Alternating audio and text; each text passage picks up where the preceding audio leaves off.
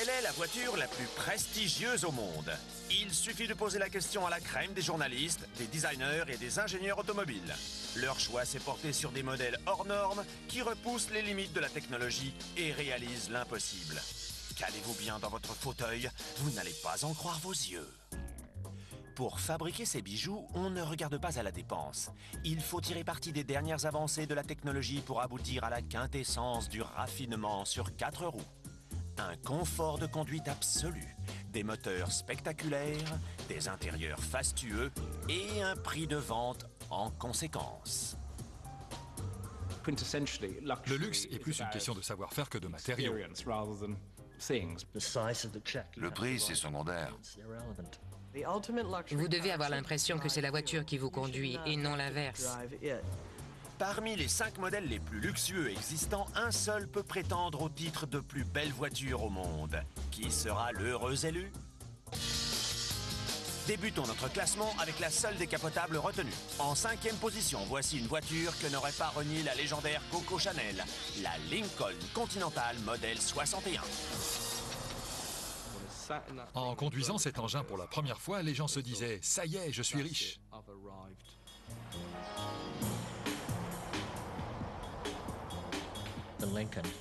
Le conducteur idéal de la Lincoln, ce serait Cary Grant.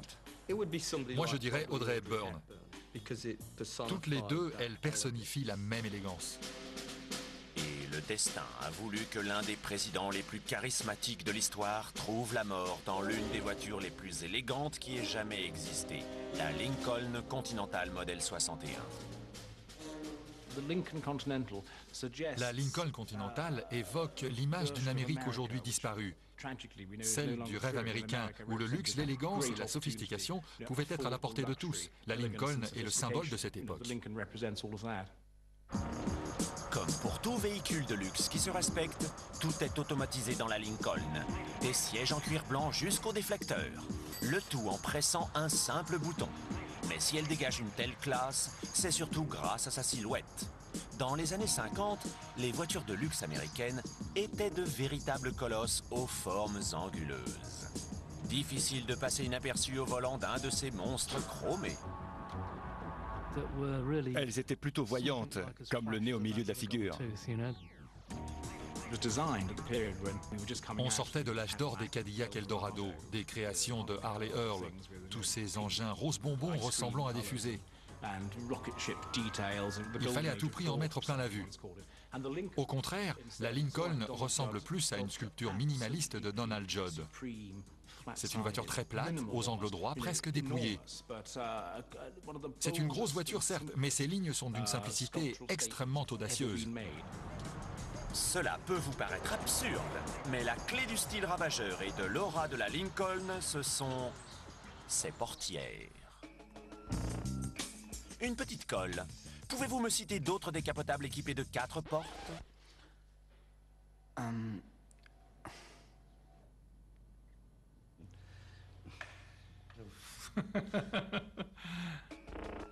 Oui. Bien. Il y a une explication à cela. Les portières arrière sont des pièces très lourdes qu'un montant central ne peut pas supporter. Dans ce cas, où fixer les portières? Sur la Lincoln, le problème a été résolu en les accrochant sur la partie arrière de la carrosserie bien plus robuste. Et c'est une réussite esthétique. Elle a une aura incroyable. Cette voiture fait envie. La Continental 1961, une véritable icône qui transforme la moindre de vos sorties en déplacement présidentiel. C'est de loin la voiture de luxe la plus esthétique et la plus racée qui soit. Pourtant, ce n'est pas la reine des modèles de luxe. Il faut en avoir manœuvré une pour comprendre. Prendre un virage serré avec une Lincoln est un vrai cauchemar. En matière de performance mécanique, par comparaison avec des modèles récents, elle est plutôt proche du véhicule agricole. Conduire une Continental autrement qu'en ligne droite demande un réel effort. Or, le vrai luxe, c'est de ne pas faire d'effort. Le seul effort que vous aurez à faire si vous possédez la voiture suivante de notre classement, c'est de recruter un chauffeur. Cette voiture très imposante est aussi chère que puissante. Elle occupe le 4e rang de notre top 5. C'est la Rolls-Royce Phantom modèle 2003. Franchement, je ne m'attendais pas à ce qu'elle soit aussi énorme. Il faut dire que la plupart des grosses bagnoles n'ont aucune classe, mais pas les Rolls. Pas de lecteur DVD à l'arrière, ni de minibar. Mais cette berline, qui pèse pourtant 2 tonnes et demie, monte de 0 à 100 km/h en 5 secondes 7, soit seulement 3 centièmes de moins qu'une Porsche Cayenne Turbo. Voici donc la Rolls-Royce Phantom modèle 2003, l'une des voitures de luxe les plus abouties en matière de conduite. En peu de temps, depuis que BMW a repris Rolls-Royce, ils ont réussi à transformer des voitures un peu anachroniques, qui pouvaient à la rigueur transporter Zazag à bord, en berline ultra performante, fiable et fonctionnelle. Sur la dernière Rolls-Royce que j'ai essayée avant l'arrivée de BMW, quand j'ai voulu ouvrir une portière, le panneau de garniture est resté coincé. C'est inadmissible. Approchez, approchez, mesdames et messieurs. Venez admirer la seule et unique Rolls-Royce Phantom de chez BMW. Sa planche de bord en alliage de magnésium coulée sous pression est la plus grande du monde. Vous rêvez d'une garniture intérieure en cachemire? La voici. De cuir fait main? Pas de problème. Et regardez les jantes, les cuissons ne tournent pas. Pas besoin de vitres fumées sur la Rolls Phantom pour échapper aux regards indiscrets, puisque votre tête est masquée par l'élément de carrosserie que vous pouvez voir ici. Grâce à l'ouverture électrique de ses portes, votre descente de voiture sera plus royale que celle d'Elisabeth II d'Angleterre. Son autoradio est équipé non pas d'une, ni deux, ni trois, mais bien de 15 enceintes. Et une simple pression sur ce bouton fait apparaître un parapluie dans l'instant. Au-delà d'une certaine limite, on devient tellement riche qu'il est impossible de le cacher. Il faut assumer les signes extérieurs de sa supériorité. C'est l'une des raisons d'être des Rolls-Royce. Quelle voiture énorme, gigantesque. C'est une voiture pour Pavarotti. C'est un monstre d'acier. Ses roues, créées spécialement, sont gargantuesques. Ce sont les plus grosses jamais posées sur une voiture de série moderne. Pourquoi ? Le rêve de tout concepteur automobile est d'obtenir un empattement idéal par rapport aux roues. La hauteur d'une voiture ne doit pas excéder 2 fois celle des roues. C'est le cas sur la Phantom.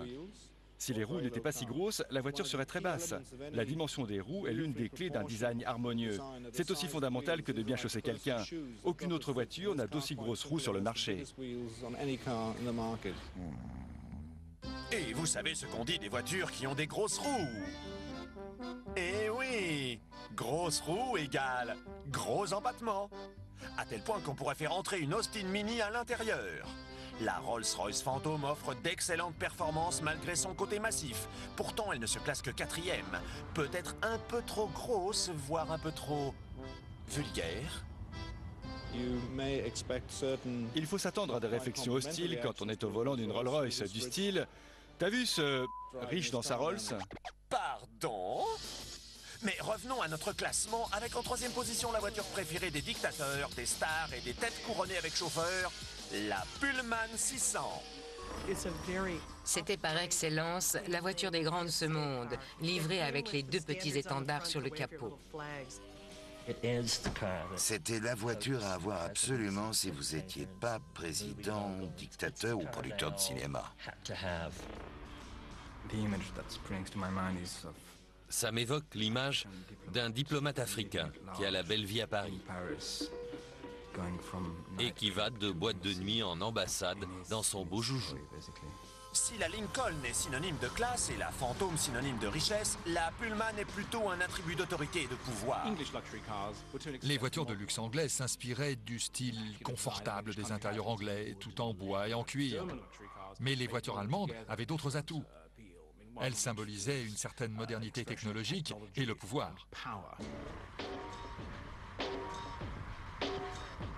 Selon beaucoup de gens, une majorité d'hommes sans doute, le bonheur est de posséder les plus beaux jouets.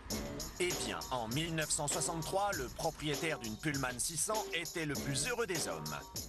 À l'époque, c'était le dernier cri en matière de modernité automobile, avec en option minibar, téléphone, télé, interphone, 2 ou 4 sièges, 2 à 6 portes, lit à l'arrière, rasoir électrique dans les accoudoirs, carrosserie blindée avec ou sans toit. Aucun des 2677 exemplaires produits n'est identique. Seules les portes automatisées étaient de série. Je ne sais pas si être riche à ce point vous rend incapable d'ouvrir une portière tout seul, mais ce simple détail montre combien cette voiture pouvait regorger de prouesses technologiques. Le concept révolutionnaire de la Pullman était son système pneumatique. Emprunté à l'industrie aéronautique, il permettait de tout contrôler dans l'habitacle, dans un silence absolu. Chut, écoutez ça. Pas le moindre bruit. C'est aussi grâce à ce système pneumatique que la Pullman possédait un système de suspension indépendant pour chaque roue. Un réseau de valves particulièrement complexe, relié à 4 énormes poches de caoutchouc épais, permettait au conducteur de faire varier la suspension et la hauteur du véhicule avec un simple interrupteur. C'est ce même système qui, en actionnant un élévateur, permettait au fauteuil géant du pape Paul VI d'apparaître et de disparaître à volonté devant les foules. Quelle classe, ce pape! Malgré le peu de charme de cet engin, particulièrement mastoc et suréquipé, malgré tout cela, la Mercedes 600 a quand même séduit une clientèle très variée, qui allait du pape à John Lennon. Le pape, Lennon, la reine Elisabeth, Amin Dada, Mao, la liste est longue. Et l'homme providentiel qui accourait au chevet de leur voiture, le voici, Herschel Hammer. Dans les années 70, il sautait dans le premier avion pour aller réparer des Pullman aux 4 coins du monde. Qui avez-vous rencontré, Herschel Hammer? Haïlé Sélassié, roi d'Éthiopie, le Shah de Perse, le roi Saïd d'Arabie Saoudite, le prince Sihanouk du Cambodge, le président Kenyatta du Kenya, le roi Hussein de Jordanie. La Pullman 600 les a tous conduits, les grands, les bons, les bruts et ceux qui ont de l'argent. Aujourd'hui encore, elle impressionne techniquement, mais pourquoi n'est-elle classée que 3e? Il y avait un problème récurrent avec ce modèle, qui touchait justement le système de suspension pneumatique. On nous appelait sans arrêt parce que les voitures n'arrêtaient pas de s'affaisser pendant la nuit. Le matin, les propriétaires étaient catastrophés en les retrouvant posés à même le sol de leur garage. C'était un peu ennuyeux. Or, une voiture de prestige ne doit pas causer d'ennui à son propriétaire. Bien que révolutionnaire, ce système de suspension s'est montré beaucoup trop défaillant. Si la Mercedes 600 était la favorite des hommes d'État, notre candidate suivante est plutôt l'apanage des playboys. Avant que la Jet Set ne voyage en jet privé, elle ne jurait que par ce bolide. Numéro 2 de notre classement, voici la voiture la plus véloce et la plus coûteuse de son temps, la Bentley Continental Type R. On disait qu'elle pouvait monter à 200 km/h. C'était une véritable sportive pour passionnés. C'était la voiture des hommes du monde. Je n'ai jamais conduit de voiture qui m'ait donné autant de plaisir qu'une Bentley. Angleterre, 1952. Les salaires sont gelés et le thé est encore rationné. C'est en ces temps de privation que Bentley annonce l'arrivée de la voiture la plus luxueuse et la plus chère au monde. Cette 4 places sera aussi la plus rapide du marché et répondra au nom de Bentley Continental Type R.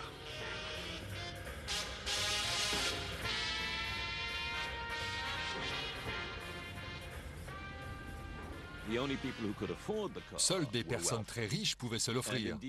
Et ce modèle a été créé dans ce but précis. Mais combien valait donc la voiture la plus chère au monde? Son prix aux États-Unis était de 17 000 $. Le modèle équivalent le plus proche, à savoir le coupé Cadillac, coûtait alors 3 600 $. Pour être plus parlant, disons que cette Bentley vaudrait aujourd'hui 350 000 $. L'acheteur ne s'offrait pas une voiture, mais plutôt un jet privé sur 4 roues.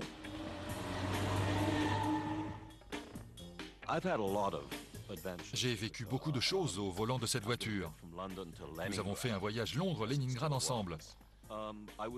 J'ai été arrêté pour excès de vitesse et la police soviétique m'aurait contrôlé à 213 km/h.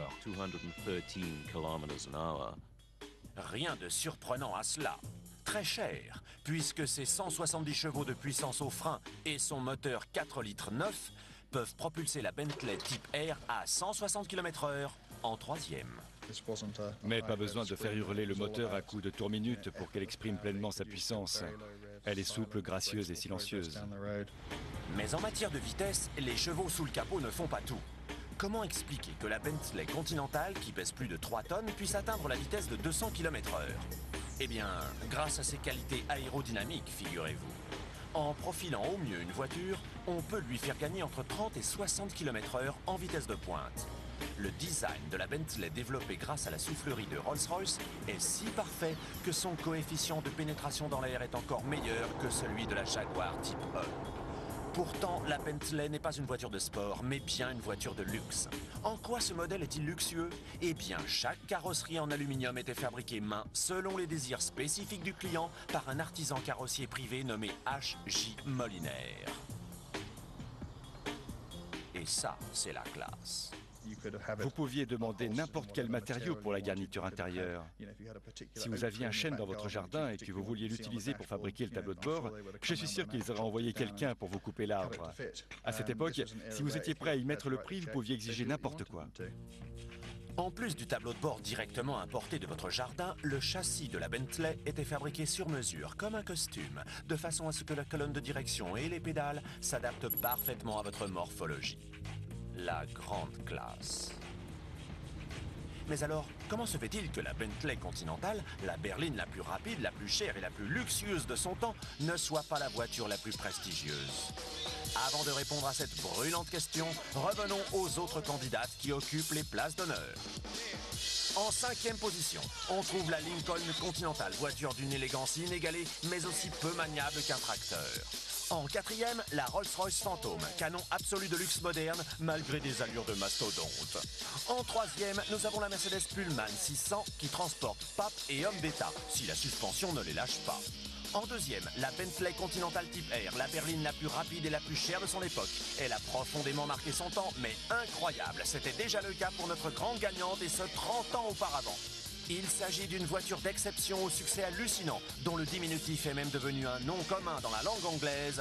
Numéro 1 de notre classement, j'ai nommé l'incroyable, la fabuleuse Duesenberg. En anglais, on dit It's a doozy. C'était pour dire de quelque chose que c'est le nec plus ultra. Ce modèle était le symbole du luxe absolu, et c'est encore vrai aujourd'hui. Posséder cette voiture est le signe extérieur de richesse par excellence. Incroyable, non?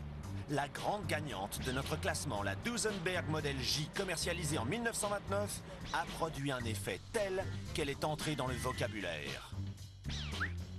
Vérifié dans un dictionnaire d'anglais. Ce modèle, aux finitions sophistiquées, à la technologie révolutionnaire et au prix vertigineux, était si rare que le grand public doutait même de son existence. C'était une voiture mythique. Vous n'en entendiez parler que par le cousin d'un ami qui en avait aperçu une. Mais quand on pense au prix d'une Bentley, combien peut-elle valoir? Cette voiture valait à peu près 20 000 $. Nom d'un petit acrobate chinois. 20 000 $ pour une voiture. Pendant la Grande Dépression, actuellement, cela équivaudrait à débourser 1 500 000 $. Disons qu'en 1929, on pouvait se payer 2 douzaines de Ford et 3 maisons pour le prix de cette voiture. Et quand bien même vous auriez pu vous offrir une Duesenberg, on ne la vendait pas à n'importe qui. En posséder une était un privilège réservé aux personnalités. C'était un club très fermé. Il fallait s'appeler Clark Gable, Gary Cooper, faire partie de l'aristocratie ou être un gangster flamboyant comme Bugsy Siegel. Ou, à la rigueur, un multimillionnaire avec un nom à rallonge. Cette Duesenberg a appartenu à Evelyn McLean Walsh, la propriétaire du diamant le Hope. Elle le trimballait dedans, c'est dingue. Et que trouve-t-on dans une voiture dont le prix équivaut au revenu intérieur brut d'un petit pays africain? Un levier de vitesse plaqué or, un tableau de bord incrusté de pierres précieuses, des hôtesses qui roulent vos cigares sur leur belle gambette? Eh bien, pas du tout. Juste un châssis et un moteur. Sérieusement, un moteur. Mais quel moteur?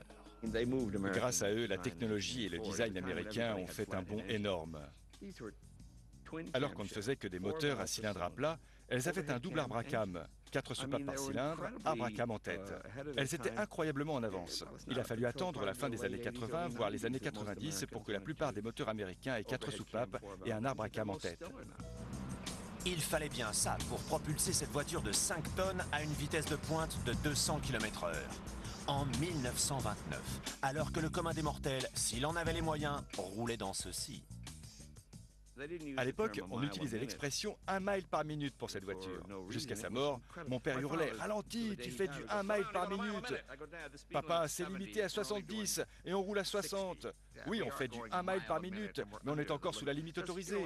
Pour lui, c'était dingue. 1 mile par minute, tu te rends compte? 10 miles en 10 minutes, c'est de la folie! Cette voiture pouvait faire 1 mile en 1 minute, du jamais vu. Chez un concessionnaire Duesenberg, vous étiez reçu par un artisan qui était là pour vous aider à personnaliser votre future voiture. Vous pouviez voir des échantillons d'essence de bois, de cuir et des pièces chromées déjà usinées qui vous permettaient de faire les bons choix. En fait, vous aviez un châssis standard et un bloc moteur prêt à rouler. Mais tout le reste, les 4 ailes, les barres de frottement, les feux arrière, les lanternes d'auvent, les phares, la calandre, le capot était chromé et peint à la demande pour être assemblé ensuite par le carrossier. La carrosserie des Duesenberg était incroyable. C'était de véritables palaces sur 4 roues. Chaque modèle était une pièce unique. Il n'y avait pas de Duesenberg identiques, dans leur finition et leur option, et jusque dans leur carrosserie. Tout était fait main selon les souhaits du client et ses choix de matériaux et d'habillage. Leur raffinement absolu. C'est la voiture la plus luxueuse et la plus somptueuse de tous les temps. Voilà pourquoi la Duesenberg occupe la plus haute marche de notre classement. Les performances de ce modèle étaient incroyables pour l'époque, son prix inconcevable et sa carrosserie faisait baver d'envie. Dans les années 30, conduire une Duesenberg était aussi exceptionnel que de se rendre à son travail dans son jumbo jet personnel. Plus élégante qu'une Lincoln, plus fastueuse qu'une Rolls-Royce, plus élitiste qu'une Pullman et plus véloce qu'une Bentley, la Duesenberg est sans conteste la voiture de luxe la plus prestigieuse au monde.